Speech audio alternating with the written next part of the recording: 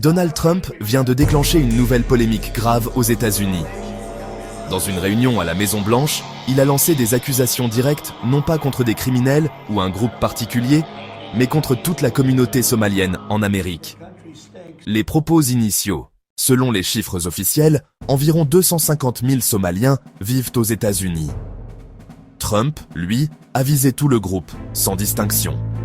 Lors d'un échange avec son administration, puis dans un discours à Minneapolis, il a décrit les Somaliens comme un tas d'ordures, des criminels des corrompus, qui ont volé des sommes énormes sans que personne ne sache où l'argent est parti. Il affirme qu'ils ont détruit Minneapolis, une ville magnifique, et l'ont occupée. Trump a également insulté Ilhan Omar, députée du Minnesota d'origine somalienne.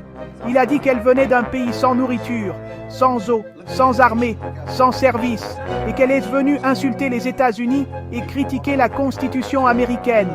Puis il prononce sa phrase la plus choquante. « Je ne veux pas de ces gens-là dans mon pays. Je veux que les Somaliens quittent les États-Unis et retournent en enfer. » Trump ne parle pas de quelques individus. Il appelle clairement au rejet de toute la communauté somalienne, dont près de 80 000 vivent dans le Minnesota, notamment à Minneapolis.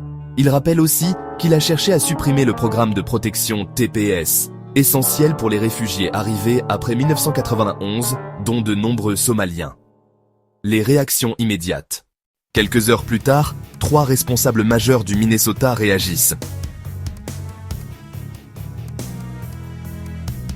Il condamne fermement les propos de Trump. Il déclare aux Somaliens « Nous sommes avec vous, solidaires comme un roc » et refuse toute coopération avec une campagne d'arrestation ciblée.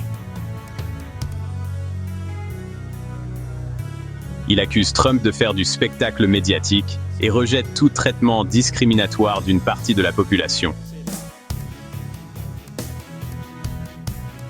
Si quelqu'un portant un masque prétend être d'ICE, immigration, appelez le 911 immédiatement. Il provient que toute action non coordonnée des agents fédéraux pourrait être traitée comme une tentative d'enlèvement.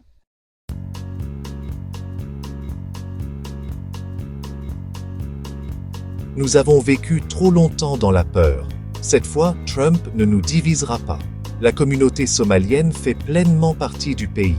Députés, sénateurs, élus municipaux, travailleurs agricoles et industriels, propriétaires d'entreprises, familles établies. Ce n'est pas une communauté parasite, contrairement à ce que Trump laisse entendre. Trump s'appuie sur un scandale.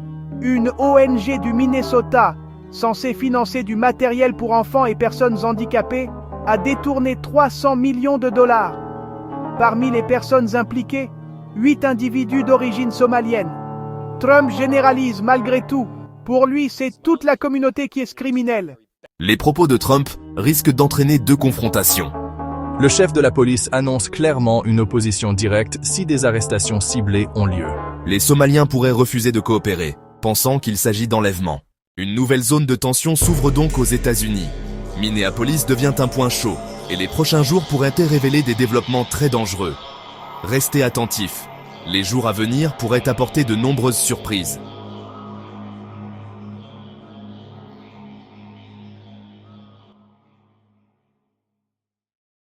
N'oubliez pas de vous abonner et d'activer les notifications pour ne rien rater de cette actualité en mouvement permanent. À très bientôt pour de nouvelles analyses géopolitiques.